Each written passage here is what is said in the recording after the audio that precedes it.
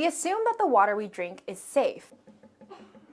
But that may not be the case at almost 24 schools in Billings. Recent testing shows elevated levels in the drinking water, and not just here, but in over 100 schools across the state.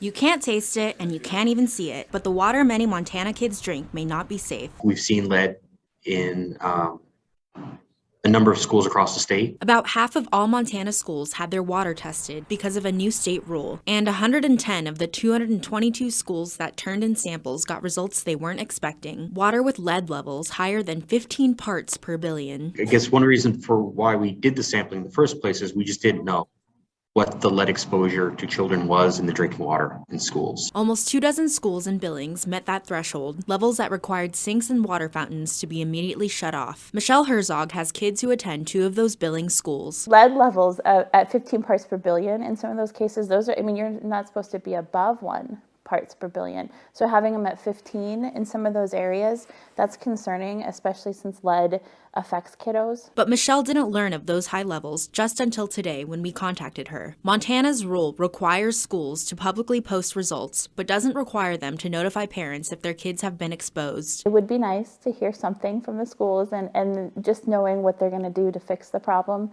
and how that is going to affect the kids and what they're able to drink, where they're able to drink from, and where the money's coming from. Lead is a toxic metal that's known to cause organ and nervous system damage. It's especially harmful to children, which can cause slow development as well as learning, speech, and behavioral problems. In the beginning, we thought, the older schools would have more of a problem. That's not necessarily true. A lot of it just happens to be that particular school's water quality. The highest results in the state came from Skyview High School, where a sink in a theater control room tested at 7,800 ppb, results that federal environmental regulators consider to be hazardous waste. Some of the other high results in Billings schools and at Skyview is that may not necessarily be representative of what kids are actually drinking.